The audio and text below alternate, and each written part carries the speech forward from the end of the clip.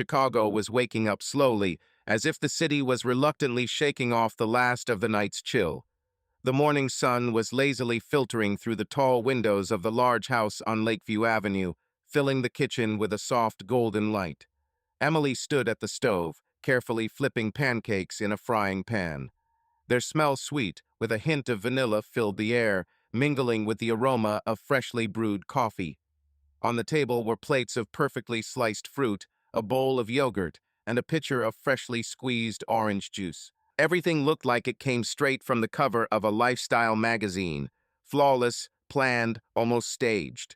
But inside, Emily felt something subtly cracking, like a thin crust of ice underfoot at the beginning of spring. She glanced at the empty space at the table where Matt should have been. His cup black, with the words Realtor of the Year written on it, was untouched. Emily knew he was already up, somewhere in the next room, phone to his ear, voice full of the confidence that so delighted clients. Matt was a master of his craft, a man who could sell a house with a leaky roof, as if it were a beach villa. His world revolved around deals, calls, and meetings, and Emily had long since given up trying to keep up. "Good morning," his voice came from the corridor, sharp and hurried, as if he was already mentally somewhere in the city center. Emily turned around, holding a spatula. Matt was standing in the kitchen doorway, already wearing his jacket, his tie tied slightly carelessly, which gave him that man who is too busy to be perfect charm. His dark hair was slightly tousled, as if he had just run his fingers through it, searching for an answer to yet another work question. A few strands stubbornly fell over his forehead, and Emily knew that he never paid attention to it, and it was this carelessness that strangely emphasized his attractiveness. There was a faint scar across the bridge of his nose, a memory of his reckless college escapades, and Emily remembered touching it with her fingers for the first time, laughing and kissing it as if it were something precious. His gray-green eyes, usually full of that same tireless energy, looked a little tired today, with fine lines at the corners, traces of sleepless nights, and the many worries he so rarely discussed with her. And yet, deep within those eyes, there was still a familiar fire burning, a mixture of excitement, stubbornness, and a restless hope that everything could be kept under control, if only he did not stop. He was handsome not in the glossy, showy sense, but in a real, human, beautiful way.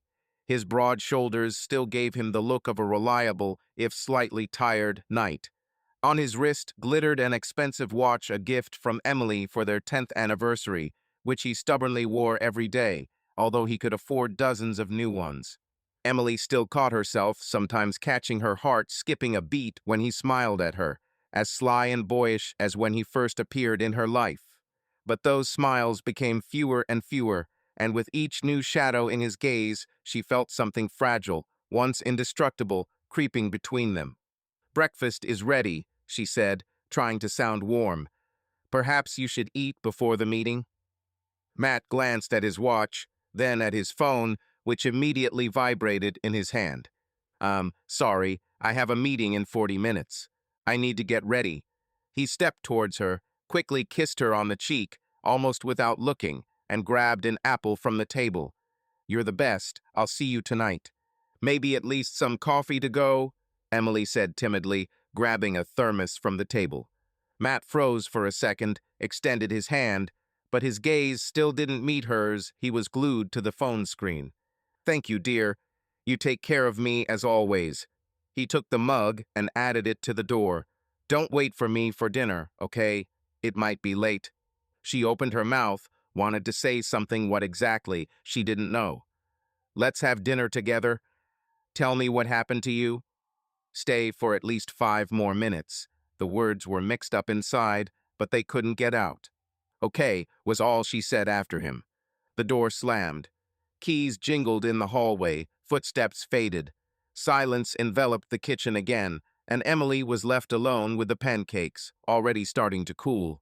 She slowly sank into a chair, looking at the perfectly set table. Something inside her tightened, as if someone invisible had pulled the thread that connected her to reality. "I lived with a dream of a family," she thought, watching the steam from her coffee slowly melt into the air. "But where am I in this family? Where am I for him?" Emily reached over and took his plate from the table, the pancakes still warm, but so unnecessary. She carefully transferred them to her own plate, as if that would somehow fill the void. Emily was 35, and her life, from the outside, seemed almost perfect. A large house with panoramic windows, a garden with neatly trimmed roses, a wardrobe full of dresses that she wore once a year to Matt's corporate parties. But this perfect picture was like a canvas that she once dreamed of painting with bright colors, but instead covered with an even layer of beige paint. Once, before her wedding, Emily dreamed of becoming an artist. She imagined herself in a small studio. It would always smell of oil paint and solvent. Her hands would be stained with pigment, and canvases full of emotions and life would be born on the easel. She thought that she would be able to tell the world something of her own. But life with Matt, his ambitions, his rhythm, gradually pushed her dreams into the background. She became a wife, a housewife, a keeper of comfort, everything that, as she thought, would make their family happy. And now, looking at the empty chair opposite, she wondered, who is all this for? Who is this perfect garden for? Who is the fresh linen for, the hot breakfast, the pancakes that no one eats? Matt, who had recently turned 38, was at the peak of his career. The Chicago real estate business wasn't just about selling houses. It was an art, a game where every day was a new challenge. He loved the game. Every contract he signed, every call from a satisfied client filled him with energy that was enough for everything except, perhaps, time for Emily. He wasn't just working for the money. He had a plan in his head for a long time. A big house where there would be children's laughter, where their future children would want for nothing. He saw it so clearly: a good school, trips to the sea, a house on the lake. Everything he himself had never had as a child. But to achieve this, you had to work. A lot, sometimes too much. Emily looked at her palm. A small stain of syrup glistened on her fingertips. She automatically wiped it away with a napkin and heard her own voice in her head, quiet and tired. When will you tell him that you also want something of your own? She stood up and collected the plates, carefully scraping the cold pancakes into the trash can. The sound of the batter falling into the empty bin echoed in her chest. Maybe I should get a job too, she said out loud to the kitchen. Her voice was quiet, but there was something new in it, almost stubborn. She looked at the old canvas leaning in the corner of the dining room. She had bought it at an art supply store. It remained blank. Emily ran her finger over the rough surface. Or at least finish what I started, she whispered to herself. Emily knew about it. She saw him staying up late with his laptop, his phone ringing even on weekends. She understood that his workaholism was not just a habit, but a way to prove to himself and the world that he could give his family everything. But this understanding did not drown out the emptiness that grew inside her with each passing day. She felt like an actress in a movie where all the scenes were filmed without her lines. That evening, Matt came home later than usual. Emily sat in the living room, leafing through an old photo album. She stopped at a picture of her and Matt when they were young, laughing against the backdrop of Lake Michigan. Everything had seemed so simple then: love, plans, dreams. She heard the key turn in the lock and quickly closed the album. Hey, I'm home, Matt called, dropping his briefcase by the door. He sounded tired, but there was a hint of satisfaction in his voice.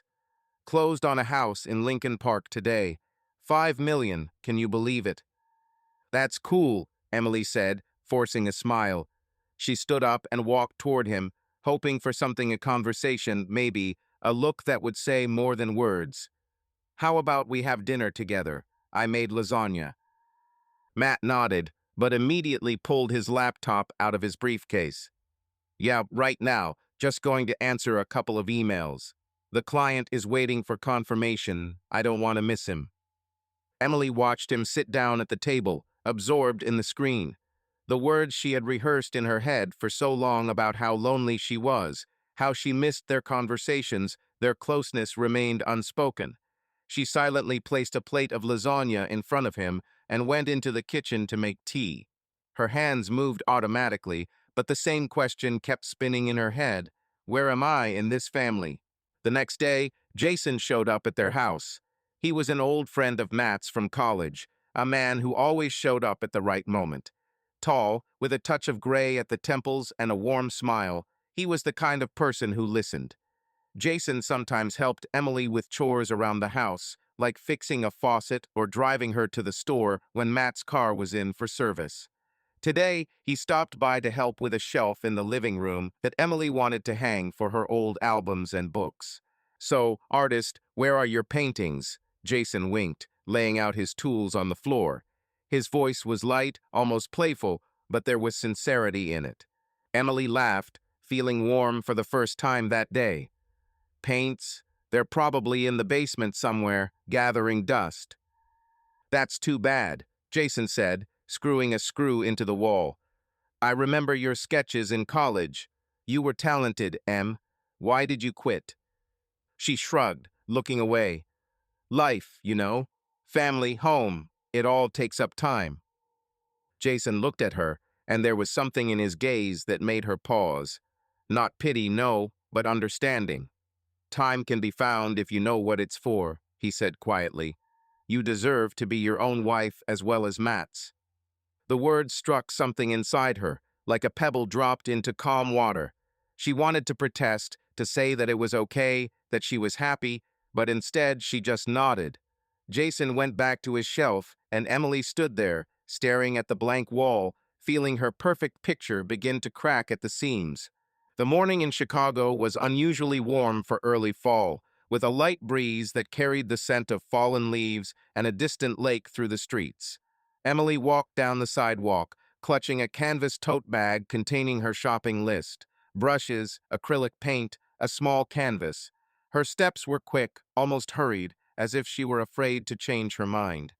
The decision to go to the art store had been spontaneous, after Jason's words about her old sketches had echoed in her head all night. She hadn't painted in years, but the thought of picking up a brush again felt both terrifying and exciting, like jumping into cold water. The streets of Lakeview were bustling with activity. Cyclists darted between cars, buskers tuned guitars, and coffee shops wafted with the aroma of freshly brewed espresso. Emily paused at an intersection, looking at the sign of a small shop with a window decorated with bright splashes of paint and brushes, as if someone had accidentally spilled a palette right on the glass. "Art Haven," it read, and Emily felt her heart beat a little faster. This wasn't just a shop, it was a step back into a version of herself she'd almost forgotten. Inside, the shop was a maze of shelves stacked with tubes of paint, easels, and sketchbooks. Light poured in from tall windows, reflecting off the wooden floor, and the air was filled with a faint scent of linseed oil and paper. Emily inhaled the scent, and for a moment she felt like she was back in her college room, with her sketches covering the walls and pencil shavings strewn across the floor. She moved slowly along the shelves, running her fingers over the packages of brushes, selecting the ones that looked right. Her movements were careful, almost reverent, as if she were afraid to disturb that fragile sense of inspiration. "Emily?" A familiar voice pulled her out of her thoughts. She turned around to see Jason standing at the next shelf, holding a can of primer. His dark eyes sparkled with surprise, and there was a slight smile on his lips, the one that always made him look like a man who knew a secret, but was in no hurry to share it. Jason looked just as she remembered, tall, slightly stupid, with the hands of an artist's long fingers stained with paint, even now, in the middle of the store. His hair was a little longer than usual, but always unkempt, as if he kept forgetting to make an appointment or just didn't see the point. He wore a loose sweater with the faintest stains from acrylic and jeans that were worn through at the knees. His face always gave Emily a strange sense of calm, his lightly tanned skin, the little crinkles around his eyes that appeared when he laughed, and he laughed often. At university, she had loved his laugh, easy, infectious, as if he really knew how to enjoy simple things. Jason was casual, almost absent-minded, but behind that casualness, there was always some kind of inner integrity, a solid self-confidence that she so sorely lacked. He knew how to be in the moment. He knew how to listen. "Jason," Emily laughed, feeling the tension in her chest ease a little. "What, are you an artist now?" He picked up the jar, shrugging. "No, just helping my sister. She's taken up painting furniture, and I seem to have become her personal courier to art stores. And you, he nodded at the brushes in her hands, decided to return to your old hobby. Emily felt her cheeks heat up slightly. Well, I'm trying. I don't know how it's going to work out yet. She hesitated, looking at her hands as if they could answer for her. I just wanted to try again. Jason nodded, his gaze not one bit judgmental, just warm curiosity. That's cool, Em. Really, you've always been talented. He paused, as if choosing his words. Want to discuss your plans over coffee? There's a place across the street that makes great lattes. Emily hesitated. Her first instinct was to refuse. She had a chore list waiting at home, dinner to cook, and perhaps Matt if he got home before midnight. But the thought of going back to an empty house, the silence pressing on her temples, was unbearable. Why not? She finally said, surprised at her own courage. Bean and Brush was a cozy little oasis in the middle of the bustling city. The wooden tables were covered with worn tablecloths, local paintings hung on the walls, and soft jazz music poured from the speakers. Emily and Jason sat by the window, where the sun made patterns on their cups. She ordered a cinnamon latte, a black coffee without sugar. They sat in silence for a few seconds until the waitress left, and Emily suddenly realized she didn't know where to start. Jason, as if sensing her discomfort, spoke first. I remember you carrying around that huge sketchbook in college, he said, sipping his coffee. You'd always sit in the corner of the classroom and draw while the professors lectured. I saw it once, and there was a picture of Matt in there, so, alive. I thought maybe you saw people differently than everyone else. Emily smiled, feeling the memories wash over her like a warm wave. Yeah, I used to draw everything I saw back then. Matt, the streets, even the old bike outside the dorm. It was like a way to understand the world. She paused, looking down into her cup, where the cinnamon was slowly dissolving into the milk foam. Then everything just kind of got going. The wedding, the move, Matt and his business. I just stopped drawing. Jason looked at her carefully, not interrupting. His silence was comfortable, not requiring empty words to fill the gaps. You know, he said finally, I always thought you were the type who wouldn't give up. You were so bright, like there was some kind of fire burning inside you, and I don't think it's gone away. Emily felt the lump in her throat grow larger. She wanted to say that the fire had long since died out, that she was now just a shadow of that girl, but instead she only smiled weakly. And you? She asked, changing the subject. How are you? Still living in that house with the leaky faucet? Jason laughed, and his laugh was so infectious that Emily couldn't help but smile wider. Oh, I fixed the faucet, but now there's a new problem, a neighbor who decided he was a rock star and rehearsed at night. He shook his head, but there was no irritation in his voice, only a slight irony. Anyway, life, you know, is like a carousel. Sometimes it feels like you're spinning in one place, and then bam, something changes. Like what? Emily leaned a little closer, feeling her curiosity awaken. Jason leaned back in his chair, looking out the window thoughtfully. Well, my job, for one. I'm still with the construction company, but I recently got assigned to a project that's, well, not really my thing. A huge apartment complex, a lot of bureaucracy, clients who change their minds every 5 minutes. Sometimes you just want to quit and open, I don't know, a bakery. He chuckled. Can you picture me with a tray of buns? Emily giggled at the image of Jason in a flowered apron. You'd make the best croissants in Chicago. Oh, no doubt about it. He winked, but then his gaze grew serious. And to be honest, sometimes I just get tired. I want something real, not just a job, bills, meetings. Something that makes you feel like you're living, not just existing. The words hit Emily harder than she expected. She realized that Jason, despite his lightness and humor, was talking about the same thing that was plaguing her. The feeling that life was passing you by while you were busy doing something that felt important but didn't fulfill you. She wanted to ask him what he meant by present, but instead she said, Tell me about that time you and Matt tried to build a birdhouse. Jason burst out laughing, nearly spilling his coffee. Oh, that was a disaster. Remember when Matt and I decided we were great carpenters? We bought some lumber and nails, and then Matt managed to hammer a nail into his finger. He screamed so loudly that the neighbors called the police, thinking we were being robbed. Emily laughed, feeling her shoulders relax.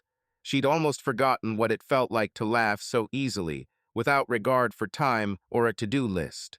They continued talking, jumping from one memory to another: college parties, the time Matt got stuck in an elevator with a professor, the time Emily tried to teach Jason to salsa and nearly broke his leg.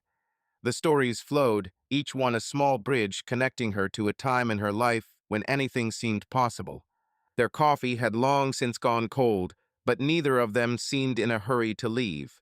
Emily found herself feeling heard for the first time in a long time. Jason didn't interrupt, didn't look at his watch, didn't check his phone. He was just there with her at this moment, and it was a breath of fresh air after months of being stuck in a stuffy room. "You know," Jason said, as they finally got ready to leave, "I'm glad you decided to get back to drawing. It's like coming back to yourself. Don't forget that, okay?" Emily nodded, feeling warmth spreading in her chest. "Thank you, Jason, for the coffee and for everything." He smiled, and there was something in his smile that made her heart stop for a second. "You're welcome, Em." They walked out of the coffee shop, and Emily suddenly realized that her bag of brushes felt a little lighter and her steps a little more confident. She didn't know what would happen next, but in that moment, under the warm autumn sun, she felt like she had taken a small but important step. Where it would lead her, she didn't yet know. But for the first time in a long time, she wanted to find out. Autumn was gathering strength in Chicago, painting the streets crimson and gold, and the air was thick with the tart scent of fallen leaves and the smoke of outdoor fires. Emily watched the city change, like an artist putting the finishing touches on a canvas. The trees were bare, the sky was deepening, a cool blue. She felt part of the change, as if something were awakening inside her, gently but surely, like the first shoots under snow. Her bag of brushes and paints, bought that day at Art Haven, was no longer gathering dust in the corner. It was now prominently displayed in the living room, and Emily sometimes found herself reaching for it, as if she were reaching for an old friend she hadn't seen in a long time. Jason began to appear in her life more often than she expected. At first, they were casual calls, short, light ones, like he just wanted to check in on her or tell her about the latest ridiculous thing he was doing at work. You won't believe this, but a client wanted a rooftop pool." He'd laugh into the phone, his voice warm and slightly husky, making her smile even on a gray day. Then the calls became longer, the conversations deeper. He'd ask about her drawings, about what she saw when she looked at a blank canvas, and Emily, without realizing it, began to open up, telling him about sketches that had only existed in her head. Sunsets over Lake Michigan, the faces of people passing by, the shadows that fell on the pavement at noon. Matt, immersed in his own world of deals and contracts, barely noticed the changes in her routine. He returned home late, with tired eyes and a phone that did not stop ringing even during dinner. Emily had grown accustomed to his detachment, but now that her own life was beginning to fill with new colors, this detachment felt sharper, like a splinter that you notice only when it begins to hurt. When she returned home a little later than usual after a walk in the park or another meeting with Jason for coffee, Matt only threw out an absent-minded, "How are you?" without looking up from the laptop screen. His world was built of numbers and deadlines, and Emily increasingly felt like an unnecessary detail in it, like a painting that someone hung in the room but forgot to look at. One night, with the Chicago sky heavy with clouds and the house smelling of the cheese soup Emily was making from an old family recipe, she made a move she would later call a mistake or perhaps a necessity. Matt was in his office, buried in his papers, as usual, when she approached the door, fiddling with the hem of her sweater. "Matt, I'm going to see Lisa today," she said, trying to keep her voice even. Lisa had been her friend since high school, but their meetings had become rare, and Emily knew Matt wouldn't ask. "I won't be late." He looked up, nodded without even thinking. Okay, Em. Say hi to Lisa. He looked back at the screen, where the blinking cursor demanded his attention more than she did. Emily walked out of the house, her heart pounding faster than it should have. She wasn't heading toward Lisa. Instead, her steps led her to a small bar on the corner of Clark Street, where Jason had asked to meet. Just want to chat and grab a drink, he'd texted. Long time no see, missed your stories. Emily read the text a dozen times before replying with a quick, okay. Now, as she walked along the sidewalk, wet from the recent rain, she felt a mixture of guilt and excitement, as if she were standing on the edge of a precipice and couldn't decide whether to jump or retreat. The rusty anchor was cozy, but not pretentious. Wooden tables, soft light from stained glass lamps, walls covered with old Chicago photos. The place smelled of whiskey and roasted peanuts, and Frank Sinatra's tunes blared from an old jukebox, adding a touch of nostalgia to the place. Jason was already waiting for her at a table by the window, a bottle of beer in his hand, and that smile that always made her feel a little better. You look, he hesitated, searching for the word, like you just escaped from the gallery. Emily laughed as she took off her coat. She had chosen a dress she hadn't worn in a long time, a dark green, soft fabric that hugged her figure just enough to show it off without being too obvious. Is that a compliment? She asked, sitting down across from him. Absolutely, Jason replied with a wink. What will you drink? I'm buying. She ordered a margarita, feeling the slight tremor in her fingers recede as the cool glass settled in her hand. They began to talk, small talk at first. The time Jason had nearly blown a client meeting by messing up the blueprints. The time Emily had tried to draw a sunset and ended up with an abstract scribble instead. But gradually the conversation deepened, like a river that starts out shallow and then draws you in. You know, Jason said, twirling the bottle in his hands, I sometimes wonder how we all got here. Into this adult life, I mean. I remember you and Matt and I sitting on the roof of our dorm and arguing about what we were going to be. You wanted a trade show in New York, Matt wanted his own business, and I just wanted a motorcycle and to travel the country. Emily smiled, remembering those nights when the stars above campus seemed closer than their dreams. Where's your bike? In the garage, gathering dust, he admitted, and a shadow of sadness flashed in his voice. Life, you know, has a way of twisting. Work, bills, obligations. Sometimes it seems like I'm running, but I can't get anywhere in time. Emily nodded, feeling his words resonate in her own soul. I understand. Sometimes I look at my life and wonder, is this really mine? The house, the dinner, Matt who's always busy. I wanted a family, but I didn't think I'd be so alone in it. The words came out, and she immediately regretted them, expecting Jason to pity her, or worse, say something banal. But he just looked at her, and there was something in his gaze that made her heart stop. Not pity, not curiosity, a desire to understand. You shouldn't feel alone, he said quietly. You deserve better. You've always been more than just someone's wife. Her cheeks flushed, and she took a quick sip of her margarita to hide her embarrassment. The bar was warm, but she suddenly felt hot, as if the air between them had thickened, becoming tangible. Jason leaned a little closer, his hand on the table so close to hers that she could feel the warmth of his skin. It was an innocent movement, but there was something dangerously alluring about it, like the first spark before a fire. Tell me about your drawings, he said, as if trying to steer the conversation back to a safer direction. What do you want to draw? Not just sunsets, but something real. Emily thought about it, watching the condensation drip down her glass. I don't know. Maybe something about myself, about how I feel, lost. Not in a bad way, but like I'm looking for something I lost a long time ago. Jason nodded, his fingers brushing her arm, fleetingly, almost by accident, but enough to make her pulse quicken. I want to see it, Em. Your paintings. They've always been like a window into your soul. These words, spoken with such sincerity, made her stop talking. She looked at him, at his dark eyes, reflecting the light of the lamp, at the light stubble on his cheeks, at the way he leaned toward her, as if the whole world around him had shrunk to their small table.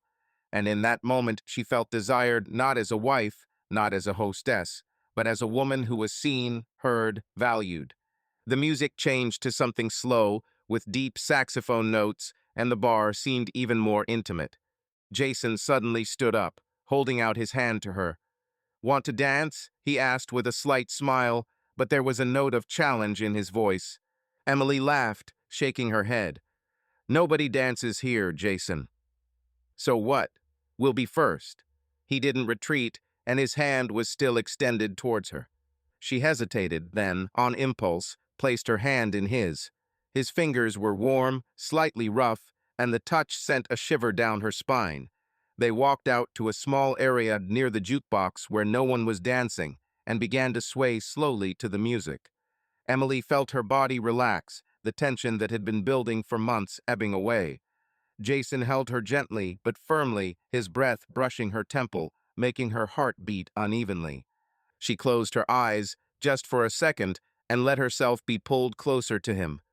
In that moment, she wanted to forget about everything.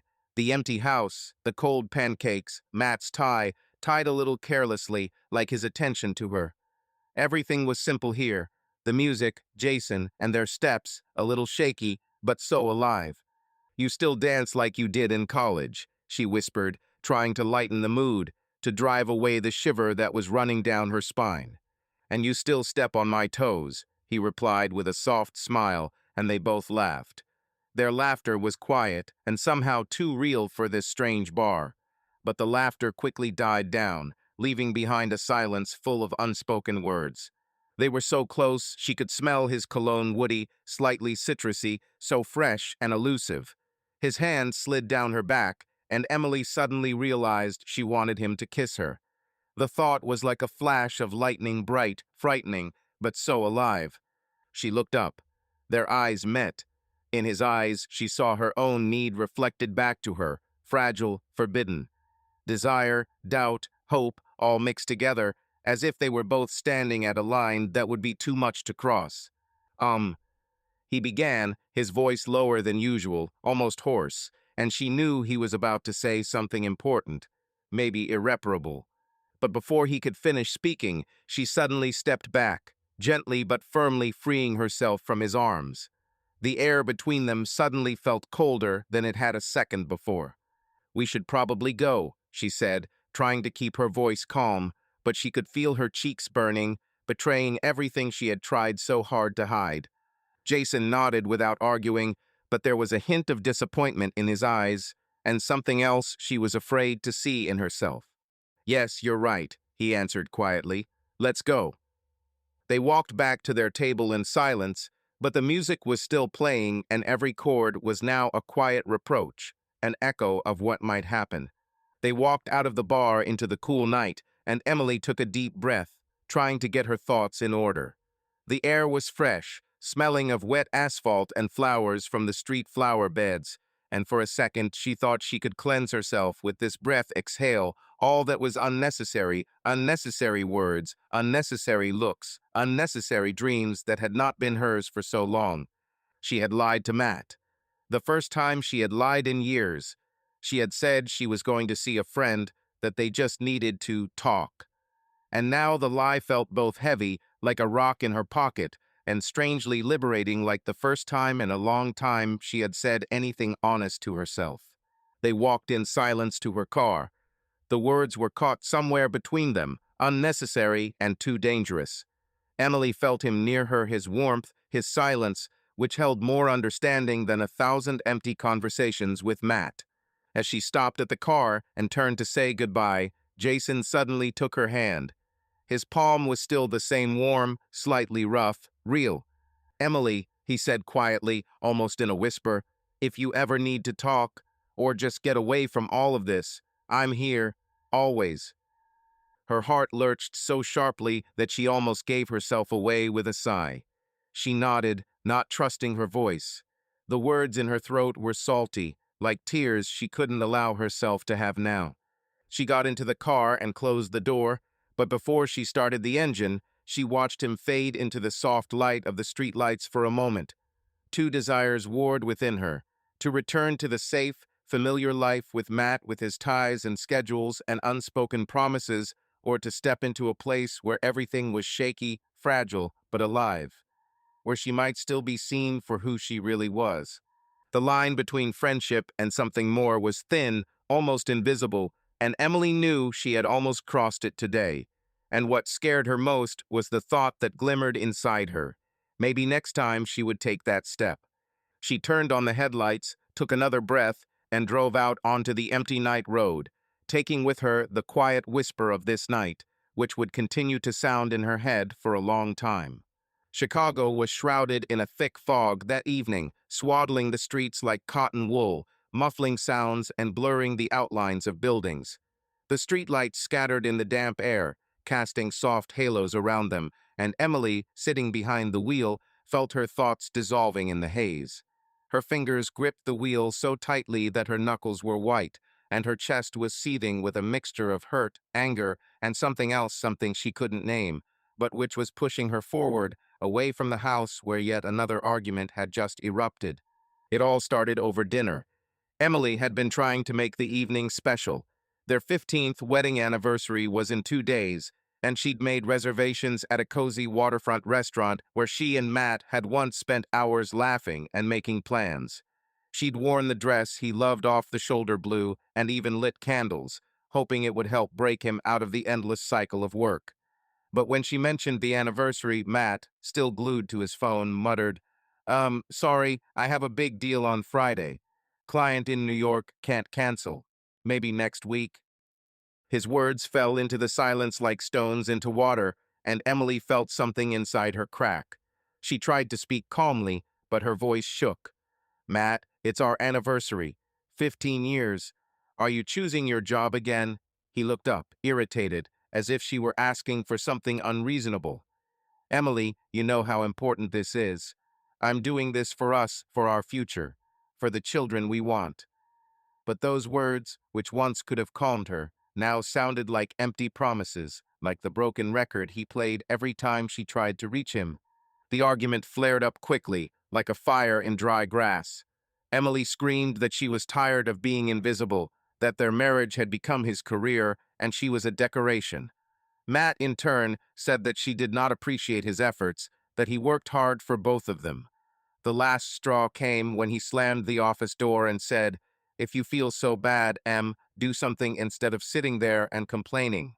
She stood in the empty living room, looking at the dying candles, and felt her resolve, fragile but firm, begin to form like clay under a sculptor's fingers. She grabbed her keys and coat and ran out of the house, not thinking where she was going.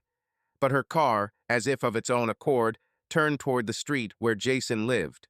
His house, old but cozy, with peeling paint on the porch and windows always open to let in the light, was 15 minutes away. Emily sent him a short message. "Can I come over? I need to talk." The answer came almost immediately. "The door is open." As she parked outside his house, the rain began to drizzle, coating her hair in fine droplets. Jason met her at the door, wearing jeans and a gray t-shirt, a towel slung over his shoulder, as if he'd just been washing dishes. His face, usually so open, became serious when he saw her eyes, red from tears she'd never allowed herself to shed. What happened?" he asked, stepping back to let her inside. She walked in, feeling the warmth of his home wrap around her like a blanket on a cold day. The living room smelled of wood and something spicy, maybe cinnamon from something he was cooking. There was an open book on the coffee table, and on the couch was the guitar he sometimes picked up to play old rock ballads. Emily threw off her coat, feeling her nerves as taut as strings. "We had a fight," she said, sinking down onto the couch. "Again. About the anniversary. He chose work again." Her voice shook, and she clasped her hands to stop them from shaking. "I'm tired, Jason. Tired of being the one who always waits, always understands." Jason sat down next to her, not too close, but close enough that she could feel his presence. "Emily, you don't have to be alone in this. You deserve to be seen."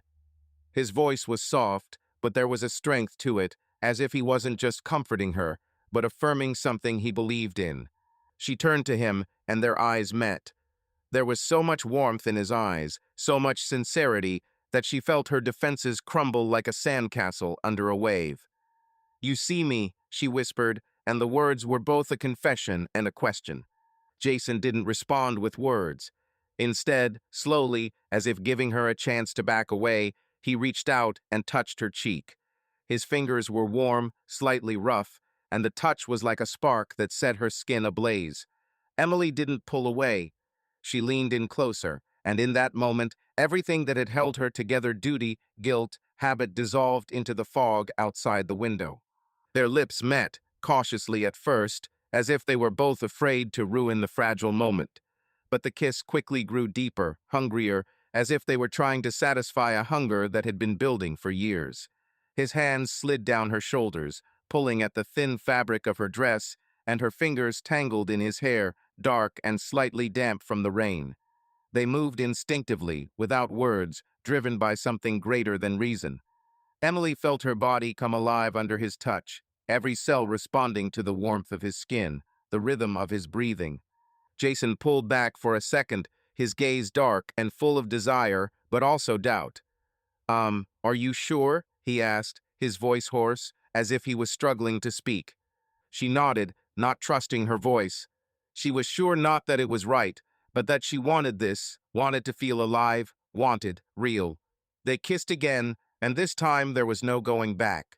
His hands slid under her dress, finding skin that was hot and responsive. Emily gasped as he pulled her against him, her fingers curling into his t-shirt, pulling it over his head. His body was hard, muscular, slightly scarred from old construction work, and she ran her fingers down his chest, feeling his heart beat beneath her palm. They moved into the bedroom, barely stopping their kissing, tripping over scattered things and laughing with awkwardness. Jason's bed was unmade, with rumpled sheets, and it added a strange but warm intimacy to the moment. He laid her down on the bed, and his lips found her neck, slowly moving down to her collarbones, to her chest, until her breathing became ragged. Emily felt her body dissolving in his arms, how each of his caresses erased the boundaries between her and the world. She took off her dress, remaining in her underwear, and his gaze, full of admiration, made her feel beautiful, not just a wife, not just a shadow, but a woman who was wanted. When their bodies finally connected, it was like an explosion, slow but powerful, like a wave crashing onto the shore. Jason moved with confidence, but without haste, as if he wanted to memorize every moment, every move she made. Emily responded, her hands sliding down his back, her nails leaving light marks, her lips whispering his name like a spell. It wasn't just a physical act, it was a release, a rebellion against the emptiness that had been squeezing her heart for too long. At one point, she closed her eyes, and images flashed before her. Not Matt, not their home, but simply herself, alive, real, in this moment. When it was over, they lay next to each other, breathing heavily, their fingers intertwined. The silence in the room was soft but heavy, as if they both knew they had just crossed a line that couldn't be undone. Jason turned toward her, his hand still on her waist, but he didn't speak, giving her space. Emily stared at the ceiling, feeling the euphoria recede and something else take its place, a cold, prickly feeling of guilt. She stood, pulling on her dress, avoiding his gaze. The fabric clung to her hot skin, and every movement seemed too slow, too loud in this room where a second ago everything had been so quiet and fragile. "I have to go," she said, and her voice sounded foreign, as if it belonged to someone else, a woman she no longer recognized in the mirror. Jason began, sitting on the edge of the bed, his shoulders hunched as if he wanted to make himself smaller, closer to her, softer. "Talk to me. Are you okay?" She nodded, even though it was a lie. The lie she hated telling herself the most. "Everything's fine. It's just, I need to go home." He didn't stop her. He didn't make any sudden movements or a word of reproach. He just looked at her with a look full of worry and something else. Something that was too scary to name out loud right now. His eyes followed her to the door, clung to her back, to her indecision. Outside, The rain had gotten heavier, large drops pounded the roof of the car, the windshield, her heart, which was beating dully, confused, like a trapped bird.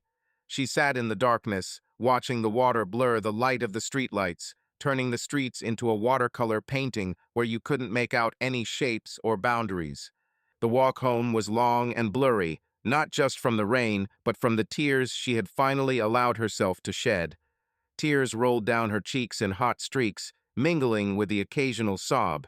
Part of her could still feel the warmth of his hands. His lips, she could almost physically feel the memory of him burning beneath her skin. And another part screamed hoarsely, tiredly about the betrayal, about the fact that she had destroyed something she had spent years building.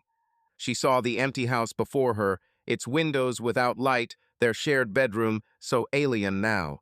And she didn't know what was more frightening, returning to this emptiness or admitting that she herself had been in this emptiness for a long time. When she turned onto their street, the yard was drowning in puddles, and she wanted not to turn off the engine, not to park just to drive on, wherever her eyes looked. But she knew, tomorrow it would all start again. Breakfast, a clean house, a perfect garden, and that other Emily would again put on the smile she had been rehearsing for so long. The house was quiet. Matt was asleep, splayed out on the bed, his laptop still on the nightstand. Emily went into the bathroom, turned on the shower, and stood under the hot water, trying to wash away the guilt, but it clung to her like a wet dress. She looked at herself in the mirror, at her wet hair, at her eyes that seemed alien, and asked herself, "Who is this woman? What has she done?" The next day, she tried to act as usual. She made breakfast, smiled at Matt as he hurriedly drank his coffee as usual, answered his questions in monosyllables, but inside she was seething. She was distant, her movements were mechanical, like a puppet whose strings were being pulled by someone. Matt, absorbed in his own affairs, did not notice anything, but Emily felt an invisible wall growing between them.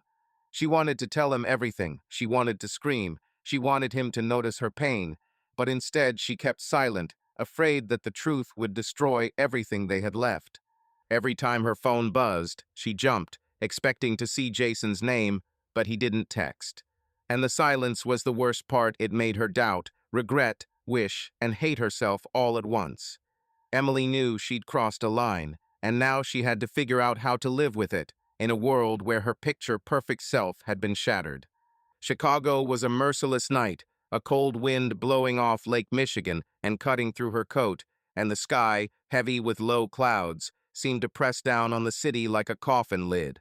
Emily sat in the kitchen, fiddling with the edge of the tablecloth, her fingers nervously tracing invisible patterns on the fabric.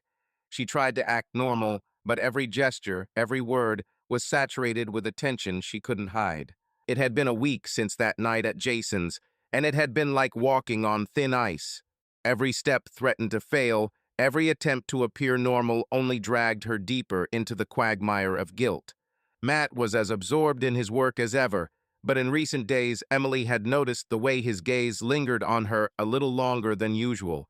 His brow furrowed when she looked away too quickly or remained silent in response to his questions. He hadn't asked her directly, but there was something new in his silence, not just weariness, but a wariness, like someone who feels the ground beneath their feet beginning to shake. Emily tried to convince herself that he didn't suspect anything, that her detachment could be chalked up to fatigue or the autumn blues, but inside her there was a growing sense that the truth, like water in a cracked glass, was about to spill out. That evening, Matt came home earlier than usual. Emily heard the key turn in the lock, and her heart sank. She was sitting in the living room, phone in hand, texting Lisa, her friend whom she had told about her night with Jason the night before in a fit of desperation. Lisa was the only person Emily had trusted with her secret, and her messages, full of support and careful advice, were the only thing keeping Emily from drowning in her own thoughts. She was just typing a reply when she heard Matt's footsteps in the hallway. I'm home," he called, and there was an unfamiliar edge to his voice, as if he already knew something was wrong. She quickly put the phone in her pocket, forcing a smile. "Hey, you're early today?" she said, trying to keep her voice light. "Want me to heat up dinner?" Matt didn't answer. He stood in the doorway, looking at her with an expression that made her smile fade. His jacket was unbuttoned, his tie slightly loosened, but there was something in his eyes she hadn't seen before, a mixture of pain and anger, like a man who had just been punched but hadn't yet decided how to respond. "I'll be in a minute," he said and headed into the office, but his steps were heavier than usual, as if each of them echoed in her chest. Emily exhaled, trying to calm herself, and pulled out her phone again. Lisa had written, "You need to talk to him. You can't hide this forever." Emily started to type a reply, but her fingers were shaking and the words were garbled. She decided to call. Lisa answered on the first ring. "Lisa, I don't know how to do this," Emily whispered, keeping her voice low so Matt wouldn't hear. She walked into the kitchen, closing the door behind her. "I slept with Jason, and now I can't look Matt in the eye. I don't know who I am after this."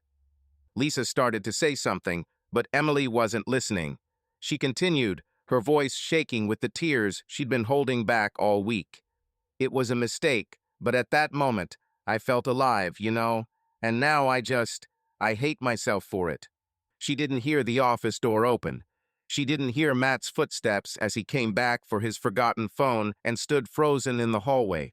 His shadow fell on the wall, but Emily, absorbed in her conversation, didn't notice him coming closer, his face turning pale and his fists clenching. She continued speaking, her voice full of pain and guilt. "I don't know how to live with this, Lisa. I betrayed him, but he doesn't even notice me until I scream. Maybe this is my revenge." Matt cleared his throat, sharp as a gunshot. Emily flinched, the phone almost falling out of her hands. She turned around, and her eyes met his. There was nothing in them but fury, cold and burning, like ice cutting into skin. Lisa was still talking on the phone, but Emily, without taking her eyes off Matt, hung up. "Matt," she began, but her voice broke. She wanted to explain, to justify herself, but the words stuck in her throat like bones. "You slept with Jason?" His voice was quiet, but there was such power behind the silence that Emily felt her knees buckle. "Jason, my friend?" He took a step closer, and she instinctively took a step back, her back against the kitchen counter. "Matt, please let me explain." Her voice shook, but she forced herself to speak. "It was one time I was angry, I felt lonely. You're always busy, you." "Don't you dare." He barked so sharply that she flinched. "Don't you dare blame me for your shit. I work day and night for you, for us, for the house that you turn into a doll museum, and you repay me for it like this." He came even closer, so close that there was no space between them. She could hear his breathing, sharp and ragged. His eyes were filled with anger, and the veins in his neck were so bulging that she wanted to close her eyes, just not to see. "Do you even realize what you did?" He spoke through his teeth, each word like a gunshot. "You had sex with my fucking friend, behind my back, in my house. You cook me dinner, iron my shirts, and then you crawl under the covers with someone else." "I was alone," she suddenly cried out, choking on her own despair. "You were there with your body, but never here, never. I talked to myself every day within these walls. I screamed at you with my eyes. Did you see? Did you hear me?" "No." Her voice broke, and she was almost crying with every word. "I just wanted someone to see me." Matt gave a bitter smile, short, sharp, almost malicious. "Well, great. So what? Should I give you a medal for this? Or say thank you? Maybe I should kiss your hands for your, I just wanted to." He slammed his fist on the counter so hard that the vase of flowers fell and shattered. The shards scattered across the tiles, and the sound was louder than their scream. Emily winced but didn't back down. Tears streamed down her cheeks, and she wiped them away with her palms, as if she wanted to wipe herself away. "You don't understand a damn thing," she whispered, pain still tinged with pride. "You think money is everything. The house, the garden, your fucking stability. And I'm not part of your project, Matt. I'm a person. I'm your wife. Was." "Shut up," he barked so loudly that she recoiled from the anger in his voice alone. "Just shut up. Don't you dare turn this into some pathetic confession. All I hear right now is your excuses. You ruined everything, Emily. Everything. And don't you dare blame it on me. He looked at her as if he saw not her, but something dirty, alien. Pack your things, he said, and his voice suddenly became terribly even dead. You will not sleep under my roof anymore. You will not eat at my table. It's over. Do you hear me? It's over. Matt, she took a step toward him, but he retreated with such disgust that she wanted to fall through the floor. Go away, right now. While I still don't have to shout at the whole house how ashamed I am that I ever believed you. He turned and walked out, slamming the door so hard that the walls shook along with it. Emily was left standing among the shards of the vase, the flowers, the shards of herself, and she knew that these shards could never be glued back together. Emily stood there, motionless, until the sound of his footsteps faded away into the depths of the house. Her hands were shaking, tears were streaming down her cheeks, but she couldn't bring herself to move. This was real her world, the one she'd worked so hard to build, was crumbling, and she'd set it on fire. Finally, gathering her remaining strength, she went up to the bedroom, opened the closet, and began throwing things into a suitcase. Dresses, jeans, a couple of sweaters, everything felt foreign, like it belonged to another woman, the one who still believed in her and Matt's future. She didn't know how much time had passed, but when her suitcase was packed, she texted Lisa. Matt found out. I need a place to stay. The answer came instantly. Come. I'm waiting. Emily glanced at their bedroom, at the bed where they had slept next to each other for so many years, at the pictures on the nightstand where they had smiled, young and happy. She wanted to pick one up, but she stopped. It wasn't her right, not now. By the time she left the house, the rain had already started, cold and relentless, like Matt's words. She got into the car, threw her suitcase in the back seat, and started the engine. Lisa's house was a half-hour away in the Logan Square area, and Emily drove without turning on the radio, letting the sound of the rain fill the silence. She didn't know what tomorrow would bring, didn't know if she'd ever be able to fix what she'd destroyed. But in that moment, as the raindrops pounded the windshield, she felt only one thing. Her perfect life was finally behind her, and ahead lay only the unknown. The rain in Chicago had become Emily's constant companion, as if the sky had decided to mirror her inner world, gray, dank, with occasional glimmers of light that were quickly extinguished by new clouds. She sat in the cramped office of her law office on Michigan Avenue, staring at the stack of papers in front of her. The documents were neatly folded, with even margins and small print, but their contents cut her like a blade. A divorce agreement, a division of property, temporary alimony. Every word on those pages was a cold reminder that her life, which she had built with such care, was now being torn apart like an old house about to be torn down. The lawyer, Mrs. Carter, a woman with sharp cheekbones and a voice that held no emotion, leafed through papers, tapping her pen on the table. Her wire-rimmed glasses gleamed in the lamplight, and Emily thought she could see her reflection in them, pale, with dark circles under her eyes, her hair pulled back into a messy bun. Emily hadn't slept properly in weeks, not since Matt had thrown her out of the house. She was staying with Lisa, on the couch in her small apartment, surrounded by boxes of books and the plants Lisa collected with an obsessive passion. But even the comfort of Lisa's apartment couldn't fill the emptiness that had settled in Emily's chest like an uninvited guest. Mrs. Wilson, Mrs. Carter began, adjusting her glasses. Your husband has proposed a division of property on the following terms. The house remains his, as it is his main source of income, but he is willing to pay you compensation in the amount of $50,000. He also agrees to alimony in the amount of $2,000 a month until the process is completed. You need to sign here if you agree. Emily stared at the words, but they blurred before her eyes. $50,000. It was all that remained of 15 years of marriage, a sum that seemed both vast and insignificant. The house she had worked so hard to build, where she had chosen every pillow and every picture on the wall, was now Matt's. She knew he was right. His income, his deals, were what kept them afloat. But that realization only made her feel more powerless. She was a housewife, the keeper of their little world, but in the world of lawyers and courts, that meant nothing. And if I don't agree, she asked, her voice quiet, but there was a spark of stubbornness in it that she hadn't expected from herself. Mrs. Carter raised an eyebrow, clearly unused to objections. Then the process will be drawn out. You may challenge the terms, but keep in mind that your husband has strong legal support. His lawyer has already indicated that they are prepared for a lengthy trial. Do you have assets or income that you can show? Emily shook her head. Her savings were modest, a few $1,000s, saved up over years of penny pinching. Her dreams of becoming an artist remained just that, and her work, hidden in a box in the basement of their home, was worthless in the eyes of the law.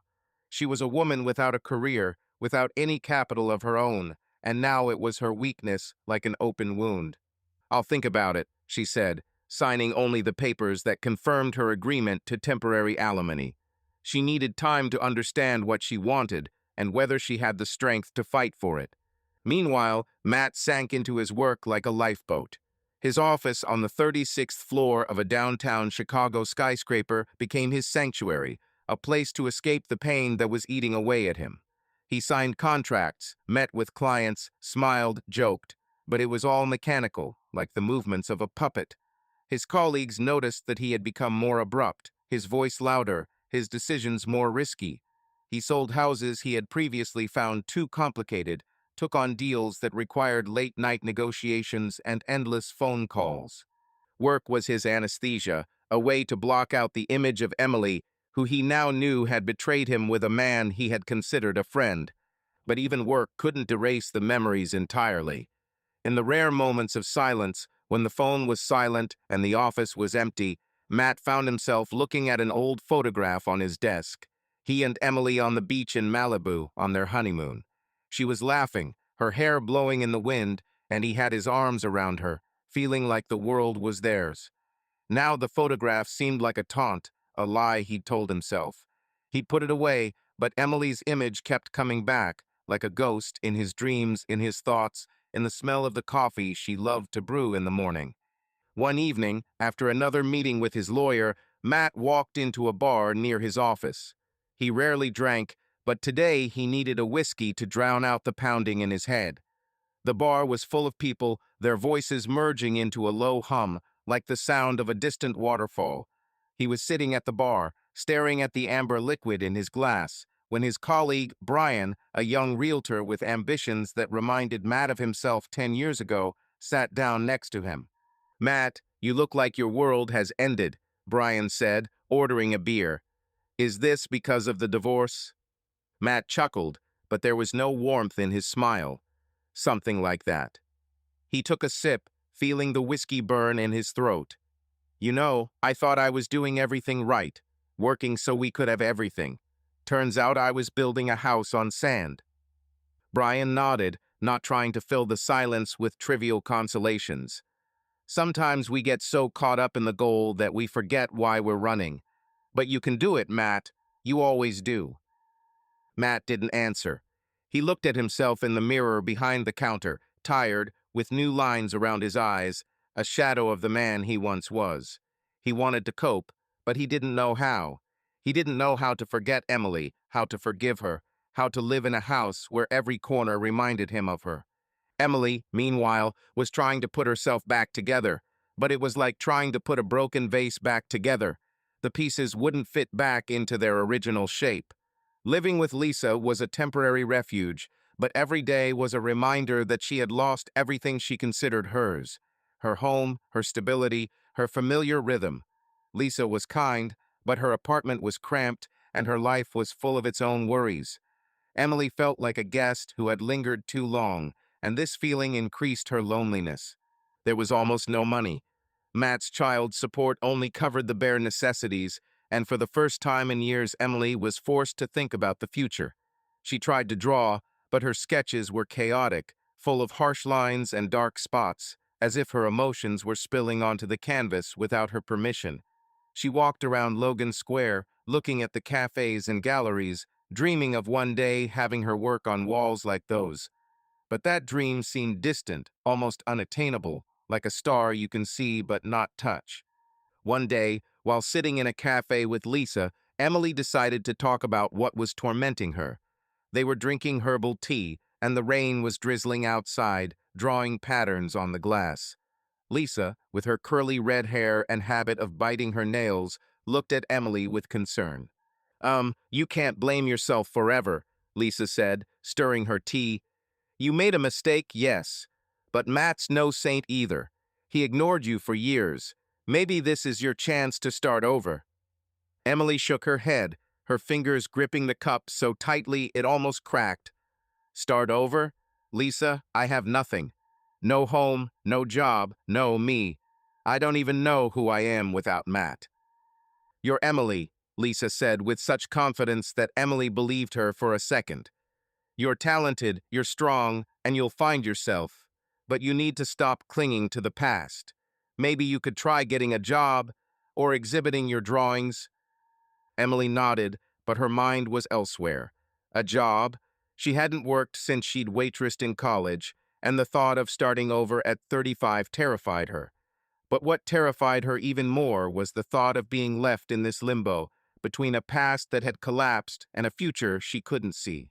That evening, she returned to Lisa's apartment and opened her laptop. She began searching for jobs, anything from gallery assistant to cafe receptionist. Each posting felt foreign, like it was written for someone else, but she forced herself to submit resumes, even if her experience was limited to the phrase household management. It was a small step, but it made her feel like she was at least trying to move forward. Meanwhile, the divorce process continued. Meetings with lawyers were cold as a winter wind. Everything that had once been alive and warm between them now lay on the table as dead numbers and clauses of agreements. Who would take the house, who would pay the rest of the mortgage, who would get the car, who would take the dishes and the old photos in the album. Matt came to these meetings in a perfectly pressed suit, an immaculate tie still slightly carelessly tied, but now she didn't find that charming. His face was stony, his lips pressed into a thin line. He no longer looked at her. His eyes slid over the paperwork, over the lawyers, over the watch on his wrist, but never at her. Emily sat across from him, feeling like a ghost behind a living body. Her hands shook as she signed the papers, as if each stroke of pen on paper ripped something else out of her memories of how they had chosen this house together, how they had bought the kitchen table where they now shared everything in silence. One day, after a particularly long meeting, she finally took a chance. She caught up with him at the elevator. The corridor smelled of cheap coffee and other people's wet coats. Matt, she called him quietly, almost in a whisper, as if she was afraid to disturb something fragile between them. Can we talk? Just for a minute. Just? He stopped, but did not turn around. Only his shoulders twitched slightly, as if he was about to say something but changed his mind. Then he shook his head slowly. We have nothing more to talk about, Emily, he said so evenly that her heart sank from the silence in his voice more than from all his shouting. Take care of yourself. The elevator doors closed in front of her face, reflecting her own blurred face, like a distorted mirror, and she realized that she had lost not only her husband, but also the man who had once been her best friend, the one who could kiss her forehead in the middle of the night, laugh with her at stupid TV shows, promise that everything would be okay. And what killed her most was that now, even if he forgave her, it would be impossible to bring that Matt back. Night after night, Emily lay on Lisa's couch, listening to the rain pound the windows, and tried to imagine what was coming next. She was alone, without a routine, without money, without much support, but somewhere deep inside her, a spark burned, weak but stubborn. She didn't know if that spark would lead to a new beginning or another fall, but for the first time in a long time, she was ready to find out. Matt drove down I-90, his fingers gripping the steering wheel of the old sedan he hadn't had time to replace with something more befitting his status. The radio was off, and the interior was silent except for the rhythmic tap of the windshield wipers sweeping wet snow off the windshield. It was almost 2 in the morning, and the road, usually jammed with traffic, felt deserted, as if the city had exhaled and held its breath. Matt was exhausted. The last few months had sucked everything out of him. The endless deals, the meetings with lawyers, the empty house that wasn't a home anymore. His divorce from Emily, though not final, hung over him like the sword of Damocles, and every day brought a new portion of pain. He tried to drown her in work, signing contracts for millions, but even the biggest deals could not fill the emptiness that had settled in his chest. Tonight had been especially difficult. A client in California had derailed negotiations, accusing Matt of overcharging, and then a lawyer had called to say that Emily was disputing the terms of the division of property. Matt felt the anger boiling inside him, mixing with fatigue, and the combination made his thoughts cloudy, like a windshield in snow. He didn't notice his foot pressing harder on the gas. The speed was increasing. The speedometer needle was shaking somewhere past the 80 mph mark. The road ahead curved, and the headlights snatched wet asphalt from the darkness, shining like a black mirror. At some point he heard the squeal of tires, but did not have time to figure out whether they were his own or someone else's. The bright headlights of an oncoming car blinded him, and he sharply turned the wheel, trying to avoid a collision.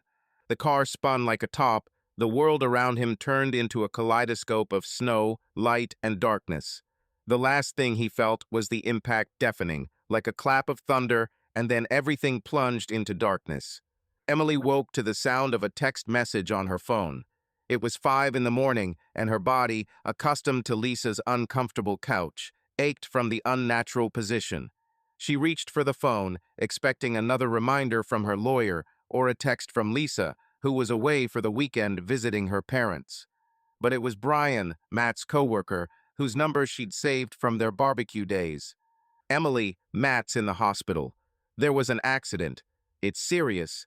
He's at Northwestern Memorial. Come if you can. Her heart sank as if someone had pressed pause.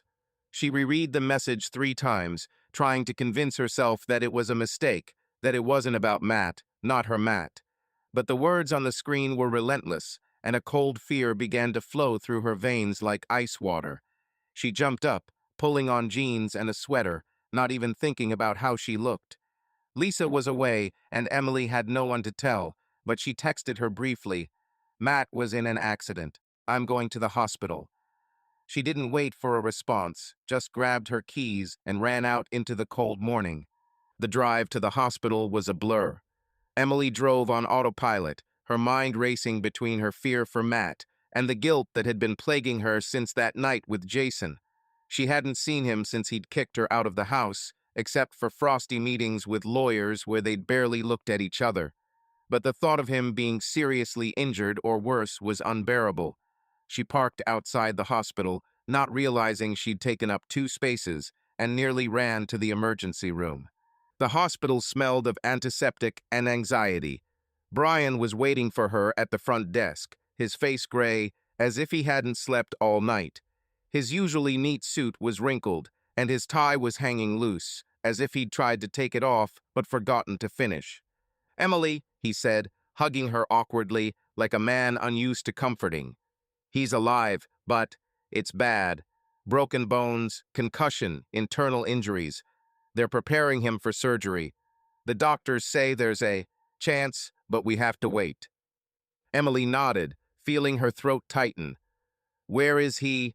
Can I see him?" Brian shook his head. "Not yet. He's in intensive care, but I'll stay with you if you want." He hesitated, looking at her with sympathy. "I know things are complicated for you, but he'd be glad you're here." She didn't answer, just sank down onto the hard plastic chair in the waiting room. The hospital was humming around her. Nurses rushing through the halls, a monitor buzzing somewhere, someone's cries echoing off the walls. Emily looked at her hands, still shaking, and tried to remember the last time she'd seen Matt healthy, smiling, without this wall between them. Her thoughts were a jumble of memories, going back to their fights, to his anger, to her betrayal. She wanted to be with him, but she didn't know if she had the right to be. A few hours later, the doctor, a woman with tired eyes and short hair, came out to meet them. Her name tag read Dr. L. Hartman, and her voice was calm but businesslike, as if she were used to delivering bad news. "Mr. Wilson is stable, but he'll need surgery," she said, looking at Emily and Brian. "He has a broken hip, several broken ribs, and a ruptured spleen. We're doing everything we can, but the next few hours will be critical. Are you related? Emily opened her mouth to answer, then hesitated. She was still his wife legally, but after everything that had happened, the word felt foreign to her. I'm his wife, she finally said, her voice breaking. Please tell me he'll be okay. Dr. Hartman looked at her with mild sympathy, but without promises. We're doing everything we can. You can wait in the relative's room. I'll let you know as soon as the operation is over. Emily nodded, feeling her legs buckle. Brian led her into a waiting room with worn couches and a coffee machine that smelled like burnt plastic. She sat looking out the window, watching the dawn slowly creep over the city, turning the sky a pale pink. Her thoughts were chaotic. She imagined Matt on the operating table, his face pale and still, his arms that had once held her so tightly. She remembered their first meeting, his laughter, his promises, their wedding, when he danced with her in the rain, not caring that their clothes were soaked. And she remembered her mistake, the night with Jason, which now seemed so far away, yet so hard. Brian brought her coffee, but she didn't even touch it. He's strong, Emily, he said, trying to cheer her up. Matt's always been a fighter. He'll get through this. She nodded, but her mind was elsewhere. She didn't know what she wanted more, for Matt to survive or for him to forgive her, although the latter seemed as impossible as stopping time. The clock in the waiting room ticked inexorably, and each strike was a reminder that she could lose him forever. The operation lasted 4 hours. When Dr. Hartman finally emerged, her face was tired, but there was a hint of relief. He survived the operation, she said. We saved his spleen, and the fractures are stable. But he'll need time to recover, and for now he's in intensive care. You can see him tomorrow if everything is stable. Emily felt the tears stinging her eyes, but she nodded, afraid her voice would fail her. Brian wrapped his arms around her, and this time she didn't pull away, allowing herself to take in this small comfort. She didn't know what would happen next, didn't know if Matt would want to see her when he came. But at that moment, she was here in the hospital, where her husband was fighting for his life, and that was all that mattered. She stayed in the hospital until late that evening, sitting in the waiting room until the nurses started to tell the visitors to leave. Emily went back to Lisa's apartment, but she couldn't sleep. She lay there, staring at the ceiling, thinking about how thin the line was between life and death, between love and hate, between what was and what could have been. Matt was alive, but their marriage, their past, their future, all of it hung in the balance, and Emily didn't know if she had the strength to hold that balance together. The sun was filtering through the blinds of the hospital room, casting thin strips of light on the floor that trembled like reflections on water. The morning at Northwestern Memorial was quiet, broken only by the hushed voices of the nurses and the creaking of carts in the hallway. Emily sat in the hard chair next to Matt's bed, clutching a paper bag of homemade sandwiches, rye turkey, a little mustard, and lettuce, just the way he liked them. She'd made them the night before, in Lisa's cramped kitchen, trying to distract herself from the thoughts that swirled in her head like autumn leaves in a blizzard.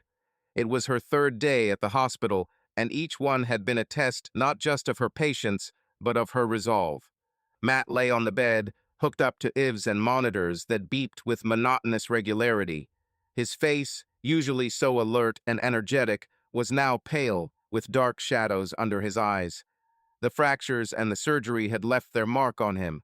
His right leg was in a cast, his chest was bandaged, and his movements were slow, careful, as if he were afraid his body would fall apart if he took another breath. But the worst thing was his eyes blank, distant, like the windows of an abandoned house. When Emily had first walked into the room after the surgery, he had looked at her as if she were a stranger. "Why are you here?" he asked then, his voice weak but sharp as a blade. "You are nothing to me." The words hit her like a slap in the face, but she didn't leave. She simply nodded, put a bottle of water on the nightstand, and went out to talk to the nurse about his condition. Emily didn't know why she stayed, why she kept coming back to this room every day, where the air smelled of medicine and the silence was heavier than any words. Maybe it was the guilt that gnawed at her from the inside. Maybe it was the love that, despite everything, still glimmered in her heart. Or maybe it was just instinct, the same one that had kept her caring for Matt for years, even when he didn't notice. She came again today with a bag of food and a thermos of the herbal tea she knew soothed him when he was sick.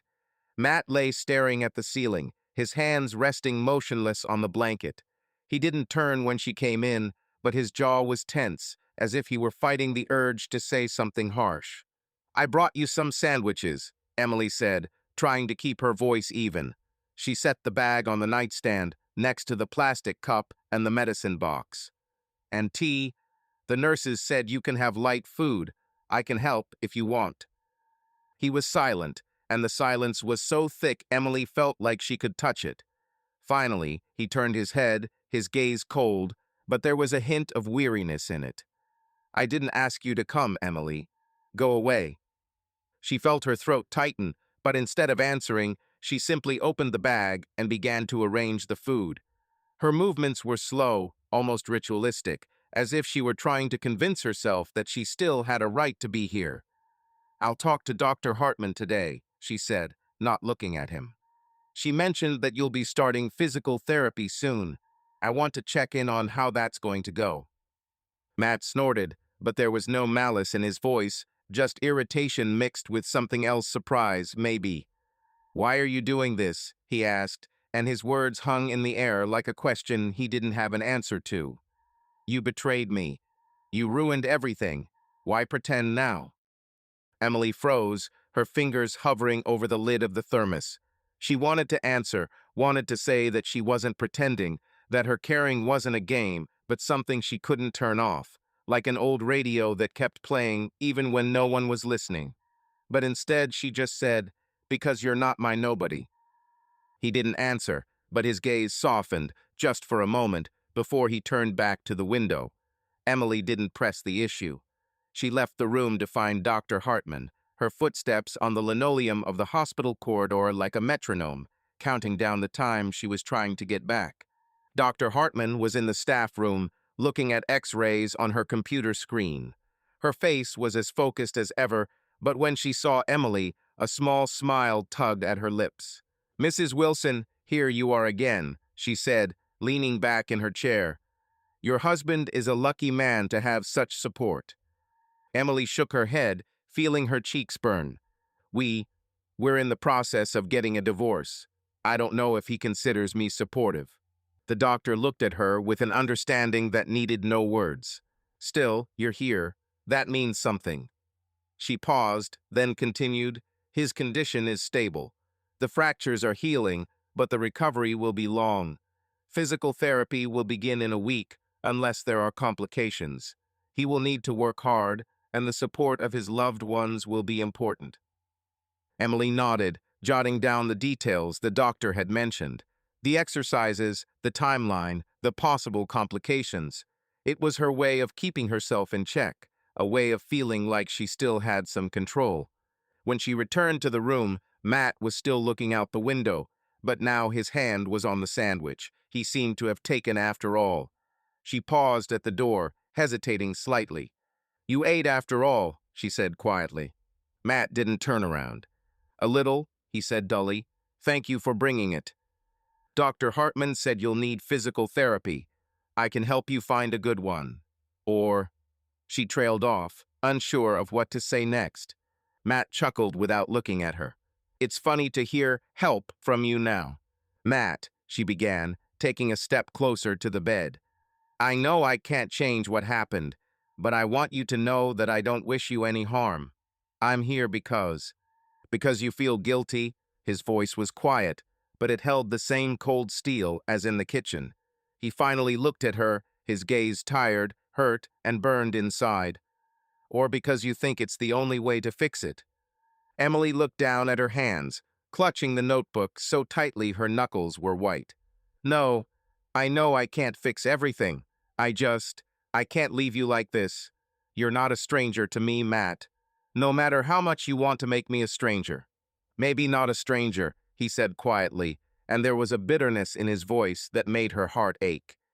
"But not on my own anymore. Not the one I built all this with. Do you understand all this, Emily?" He gestured around the room, the hospital, but he wasn't really talking about the walls. She didn't know what to answer. "I need to come back tomorrow. I'll, I'll bring you some fresh clothes and your papers," she said finally, hiding the tremor in her voice behind her businesslike manner. "Do as you wish," he said shortly, looking away to the window again. "But don't think that we're a family again." Emily stood silently for a couple more seconds, feeling that same abyss growing between them again, only now even deeper, even colder. As the days turned into weeks, Emily became part of the hospital rhythm. She came every day, bringing food, books, sometimes flowers, soft ones like daisies, that didn't shout about themselves but added a little life to the room. She talked to the nurses, clarified medication dosages, and made sure Matt was comfortable. Sometimes she sat silently, drawing in her sketchbook not of him, just images that came to mind. The shadows of trees outside the window, the silhouette of a nurse in the hallway, the wrinkles on the hands of an elderly patient in the next room. Drawing became her anchor, a way to keep from drowning in her own thoughts. At first, Matt kept pushing her away. His words were sharp as shards of glass. "I don't want your pity. You're doing this to make amends. Go away, Emily." But she didn't. She came again and again, bringing him soup that she made his mother's way, straightening his pillows, reading him stories from the newspaper when he was too weak to hold her up. And gradually his resistance began to weaken, like ice in the spring sun. One day, as she was helping him sit up so he could eat, he suddenly said, "You don't have to do this." His voice was quieter than usual, without the usual bitterness. "Why don't you go, Em, after everything?" She looked at him, her eyes full of something she couldn't put into words. "Because I can't help it," she said, her voice breaking. "You've always been a part of me, Matt, even now." He was silent for a long time, looking at her, and there was something new in his gaze, not anger, not pain, but something that resembled understanding. He saw her now, saw the woman who sat by his bed, despite his words, despite their past. He saw her care, her patience, her sincerity, which had once been what made him fall in love with her. And for the first time in a long time, he began to wonder if it was his own fault that they had lost each other. Emily didn't know what he was thinking, but she felt something changing. His eyes softened, his words less frequent but less harsh. Once, when she brought him a homemade apple pie, he even tried to joke. "If I'd known an accident would make you bake, I would have crashed sooner." It was a weak joke, but she laughed, and that laugh was like a bridge connecting them for a moment. She kept coming, asking for nothing in return. Her concern wasn't for forgiveness, not for taking back what had been, but for giving Matt a chance to heal, a chance to live. And in that process, she began to see not just his pain, but her own the pain she'd carried for years, the pain of his indifference, of his absence, of her own failure. She didn't know if they'd ever be a family again, but in those moments, sitting by his bed, listening to him breathe, she felt like she was doing something right, something real. Matt, looking at her, began to realize how much she had done for him, not just now, but all those years when he had been too busy to notice. He saw her tired eyes, her hands that shook as she poured tea, her smile that appeared even when he was cold. And in his heart, where anger and pain had lived for so long, another emotion began to creep in, regret. Not just for what had happened, but for who he had become, for how he had let their love drown in his ambition. Emily didn't know what would happen next. She didn't know if he would forgive her, if she could forgive herself. But every day spent in the hospital was like a small step toward something new, not toward the past, but toward a possibility she couldn't yet see. And in that uncertain future, among the hospital walls and the smell of antiseptic, she found the meaning she had been searching for so long. Matt came home after 2 months in the hospital, his body still stiff with the cast and the pain, but his eyes, though tired, were beginning to come alive.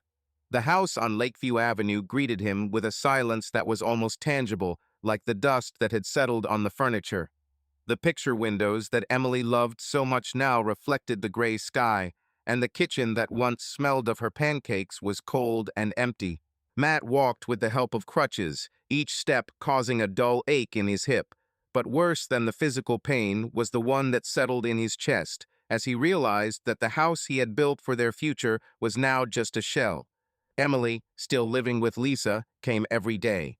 She didn't ask permission, didn't wait for an invitation, she just showed up in the morning, carrying a bag full of food, medicine, and little things that might make his day a little easier. She brought soups she'd made the night before, books she'd found in Lisa's used bookstore, even a throw blanket her mother had knitted, soft and patterned with daisies. Matt had greeted her with silence at first, his lips pressed into a thin line when she entered, but he no longer shooed her away. Something in her persistence, her quiet, unobtrusive concern, had begun to chip away at the wall he'd built between them. Today was one of those days when the sun decided to come out, filling the living room with a warm light. Emily was standing at the stove, stirring a stew of vegetables and chicken, the aroma of which filled the house, reminding him of the times when they had dinner together, laughing at stupid jokes. Matt was sitting in a chair, his crutches lying next to him, a real estate magazine open on his lap, which he leafed through without much interest. He looked at Emily, at her movements, so familiar and so distant, and for the first time in a long time he felt the urge to talk not about the hospital, not about medicine, but about something real. "Emily," he called, his voice quieter than he'd expected. She turned, her hands hovering over the pot, her eyes wary. "Yes," she replied, wiping her hands on her apron. "Do you need anything? I can get you some water or—" "No," he interrupted, shaking his head.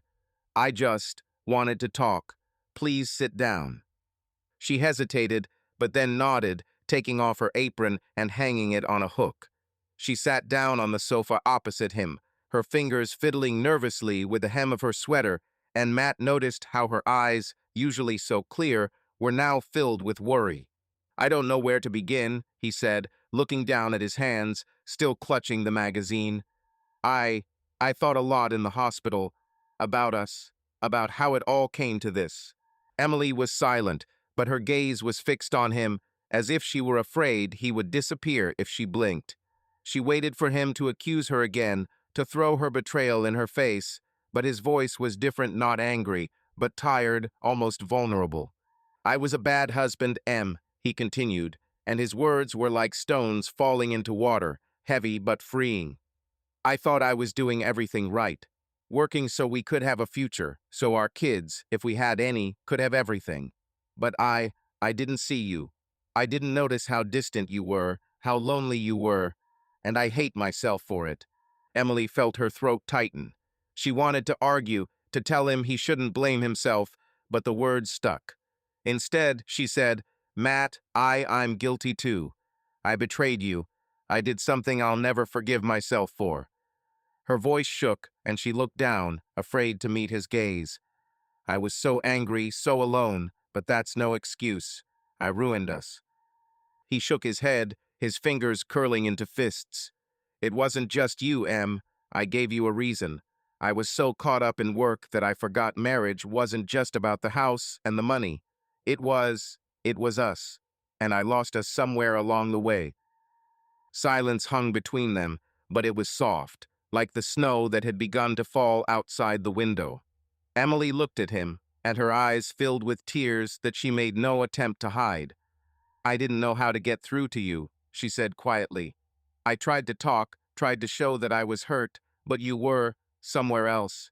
And I went to Jason because he saw me. But that was a mistake, Matt.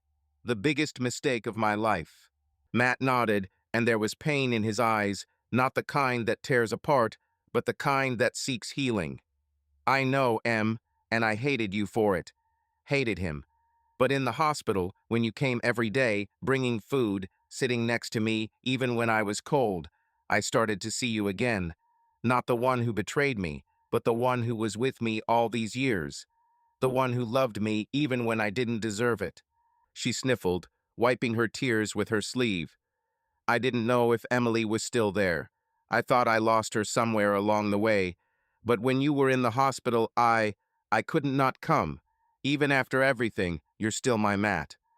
He smiled for the first time in months, and it was like a ray of sunshine breaking through the clouds. "You've always been stubborn," he said, a trace of their old, gentle teasing in his voice. Remember when you made me fix that old bike because you wanted to ride in the park? I spent 3 hours fiddling with a chain while you sat there singing some stupid song. Emily laughed, and it was a release, like the first breath after being underwater for so long. It wasn't a stupid song, it was Bohemian Rhapsody, and I sang it to cheer you up. Oh yes, you sang so that all the dogs in the area began to howl, he continued, and his eyes sparkled, like in the days when they could laugh at anything. They fell silent, but the silence was warm now, as if a thin layer of ice had begun to melt between them. Emily stood up to check on the stew, but Matt suddenly reached out and touched her wrist. His touch was light, almost hesitant, but it made her freeze. "Thank you, Em," he said quietly, "for coming, for not giving up." She looked at him, her heart clenching with a mixture of pain and hope. "I couldn't help it," she said, her voice barely audible. "But I don't know what's next, Matt. I don't know if we can fix this." He nodded, his fingers still touching her hand. "I don't know either, but I want to try. Not for what was, but for what could be, if you want the same." Emily felt tears welling up in her eyes again, but this time they weren't from pain, but from something else, from a fragile but living hope. "I want to," she said, her voice firmer than she'd expected. "But we need to be honest. Completely. No more walls, Matt." "No walls," he agreed, his hand squeezing hers a little tighter, as if he were afraid she'd disappear. "But, Em, I need time. I can't just forget what happened. But I can see you're trying, and I want to try too." She nodded, feeling her heart beat faster. "We have time," she said, "and I'm not going anywhere." They sat there for a while, talking about small things, how Matt hated the hospital food, how Emily had tried to draw his cast, but had come out looking like an abstract mess. They reminisce about old trips, funny moments, even arguments that now seemed so small. And with every word, every look, they slowly, carefully began to get to know each other again. As Emily was about to leave, Matt suddenly said, "Stay for dinner. The stew smells so good, I'm almost ready to forgive you for everything." She laughed, and that laughter was like the music that was missing from their home. "Only if you don't start complaining about my cooking again," she replied with a wink. He smiled, and it was like a crack in the ice, small but warm, promising that there might be something alive underneath. Emily hadn't known what lay ahead, but that night, sitting at the table with Matt, she felt like they'd taken a step not back to what had been, but forward to something new they could build together. And for the first time in a long time, she believed it was possible. Spring had crept into Chicago, like a child afraid to wake a sleeping house. The trees on Lakeview Avenue were a soft green, and the air was soft, with the taste of magnolia blossoms and lake freshness. Emily stood at the window of Lisa's apartment, looking out onto the street where people hurried about their business and cyclists rang their bells as they outran the morning traffic. Her suitcase, still unpacked, lay in the corner, a reminder that her life still teetered on the edge between the past and the future. But today, something new was simmering in her chest, uncertain but alive, like the first shoot breaking through the asphalt. Matt's recovery was slow but steady. His cast had been removed, and he was now walking with a cane, wincing in pain, but moving a little more confidently each day. The conversations they had begun in the hospital continued at his house, where Emily still showed up every day, bringing him food, helping with chores, or just sitting by his side while he read or watched old movies. These moments were as fragile as glass, but they were real, and each one added another crack to the wall that separated them. One evening, as the sun was setting, painting the sky shades of peach and lavender, Matt greeted her at the door with an uncharacteristic seriousness. He stood leaning on a cane, wearing an old t-shirt and jeans that made him look like the college boy she'd once fallen in love with. Emily held up a container of lasagna she'd made the night before, her eyebrows raised in silent question. He began, his voice quieter than usual but firmer, as if he'd been rehearsing the words. "I want you to come home, not as a wife," he quickly raised a hand, stopping her protest, "but as a friend. I don't know what this will be, but I I don't want you living at Lisa's on the couch when this is your home." Emily froze, her fingers gripping the container so tightly the plastic cracked. She'd expected anything: recrimination, questions, even another argument, but not this. Her heart pounded, and she felt tears welling up in her eyes, not from pain, but from something she couldn't name. "Matt, are you sure?" she asked, her voice barely audible. "After everything, you really want me here?" He nodded, his gaze direct, without a trace of the anger that had lingered there for so long. "I'm not saying things will go back to the way they were. I don't know if we can, but I do know that I don't want to lose you completely. Let's try, Em. Let's just try." She looked at him for a long moment, trying to find a catch in his words, but all she saw was sincerity, the same sincerity that had once made her say yes in the rain at their wedding.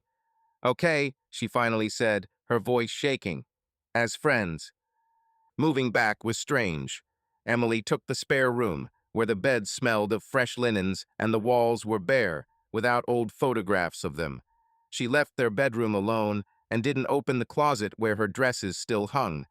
It was a silent agreement between them to move slowly, to not rush what hadn't healed yet.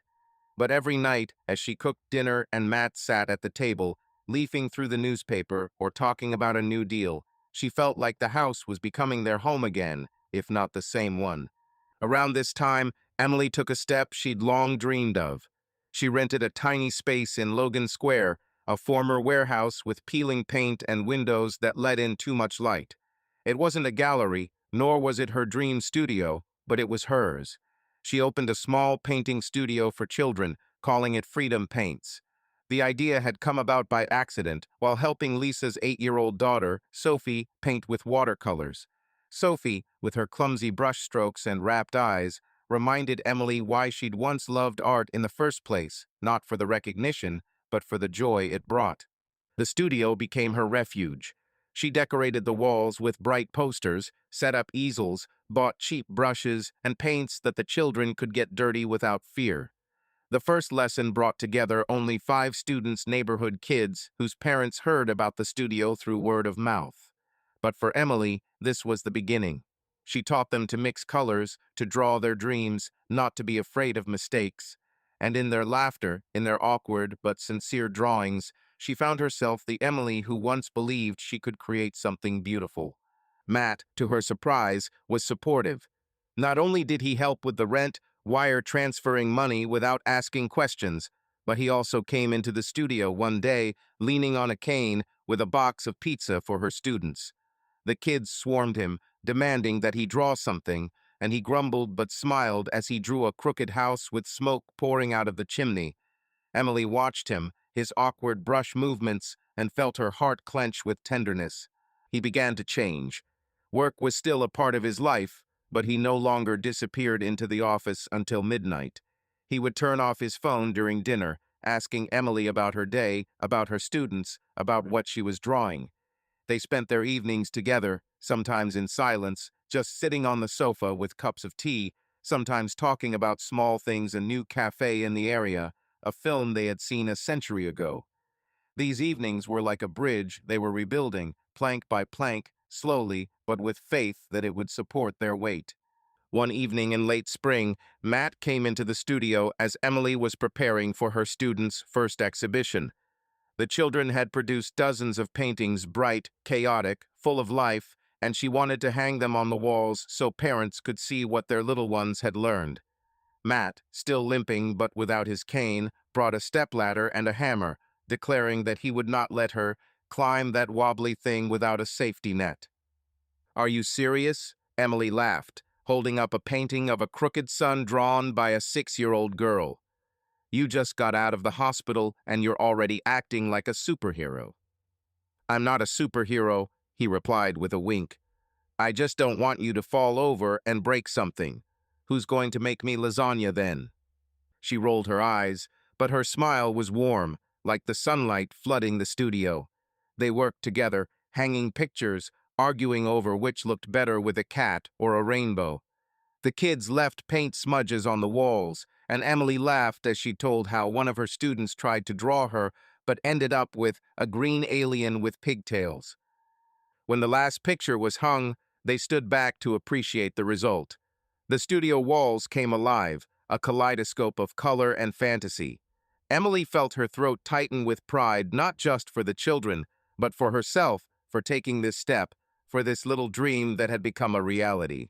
"You did it, Em," Matt said, standing next to her. His voice was quiet, but full of admiration. It's incredible. You've always been like that, able to take something simple and make it special." She turned to him, her eyes shining with tears she refused to hide.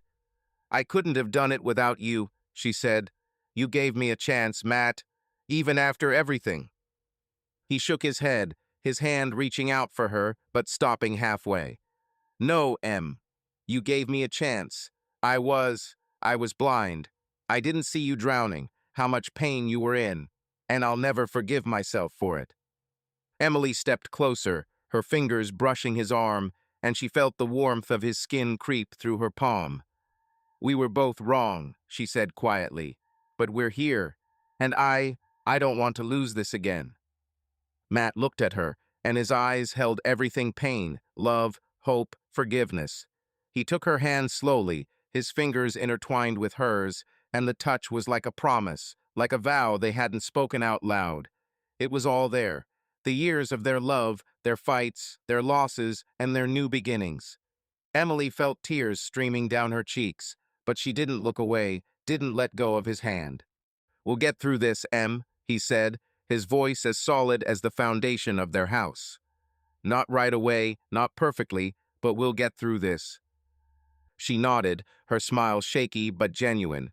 They stood there, in the small studio, surrounded by children's drawings, and for the first time in a long time, they felt like their future was not a shadow of the past, but a canvas they could paint together. And in that touch, in that quiet moment, was all they needed to begin again. Summer in Chicago was warm, scented with linden blossoms and the distant hum of Lake Michigan, its waves lazily rolling onto the shore. The city was alive with its own life. Street musicians played tunes on street corners, children chased pigeons in the park, and the cafes in Logan Square filled with people whose voices merged into a soft, lively hum. Emily stood in her small painting studio, which she called Freedom Colors, and looked at the walls hung with children's drawings, bright, uneven, full of the sincerity that adults so often lose. Her own works, a few canvases with abstract brushstrokes and lake views, occupied a corner, modestly but proudly, like the first steps in a new life. Matt sat in a chair by the door, his cane by his side, a sketchbook in his lap, leafing through it curiously but without comment. He still limped, but his movements were more confident, his face less pale than on his sick days. The last few months had changed him the way the wind changes the shape of the dunes, slowly but irreversibly. He worked less, turning off his phone in the evenings and turning down several deals that required his full attention. Instead, he spent time at home in their home, which had become theirs again, though not without effort. Emily didn't come back to him right away. After the hospital, she lived with Lisa for a few weeks, coming over every day to help with chores or just sit with him. Their conversations were cautious, like steps on thin ice. They talked about the weather, about her studio, about his physical therapy, but rarely about what hurt most. His anger still smoldered, like embers under the ashes, and Emily could feel it in his eyes, in his silence when she brought up the past. But she didn't back down.